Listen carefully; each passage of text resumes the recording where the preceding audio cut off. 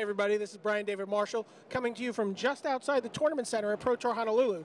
We decided to walk the camera a little bit and find some of your favorite Magic players and do a video installation of quick questions. First question we asked everybody is, what's your favorite card in your constructed deck? This question came from some of the Twitter followers specifically for LSV, so we could find out a little bit more about that 10 mana creature that he's playing in his deck. Definitely Progenitus. It costs 10 mana. It's enormous. It looks a little bad, and I'm not 100% sure about it yet, but the idea is we needed a way to kill them that didn't get blocked by wall denial, couldn't get killed by removal, and I guess Progenitus was it. I mean, we looked through everything, and that's what we came to. It's won me a game so far, so, you know, I'm happy with it.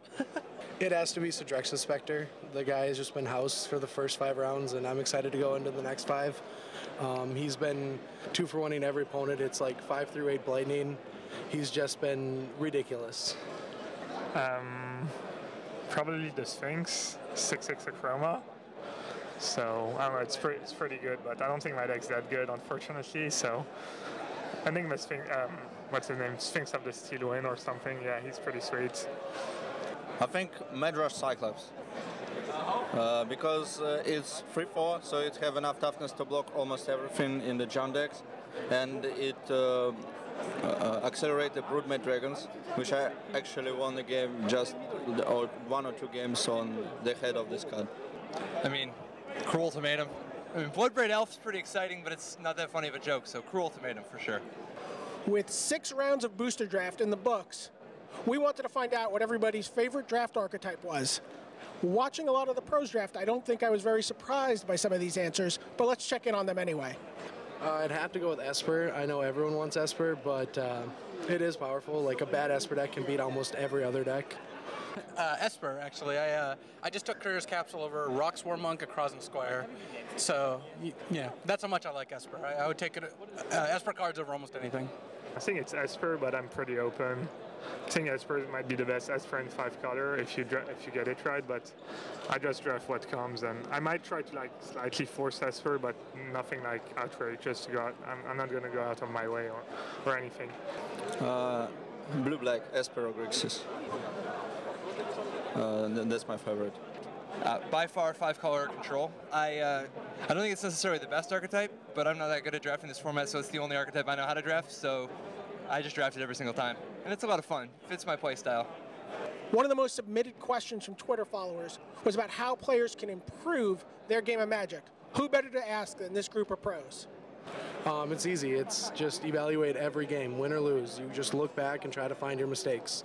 I mean, you can go from really bad to really good really quick by just concentrating and not looking at luck, just looking at situations and figure out if you had a chance to win, if you lost, and if you might have lost if you did something, had a mistake in a game you won.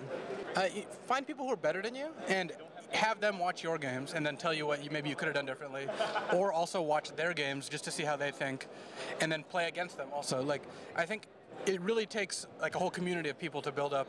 Like, the more better good players there are in an area, the better everyone gets very quickly. That's what I found. I think I should search in the deck list as well and try to realize what things do. For example, I always make like sideboard plans in the Microsoft Excel in all matchups, which I want to put cards in and put cards, what cards I want to pull out after the sideboard. So I think it's better. Also, you watching how very good players play is also very increases the level. Be honest with themselves. What does that like mean?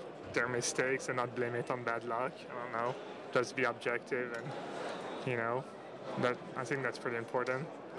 To honestly evaluate the reasons behind why they're getting the results they are, so that if they, for instance, when they lose, trying to figure out what they could have done different to have changed the outcome, rather than just finding a way to excuse themselves and say that it's not their fault, you know? Because you can learn something from every single match, even if it's a very, very small thing. And that's not to say you can win every match, but if you honestly evaluate your game, you improve so much faster than if you just sit around trying to convince yourself how good you already are.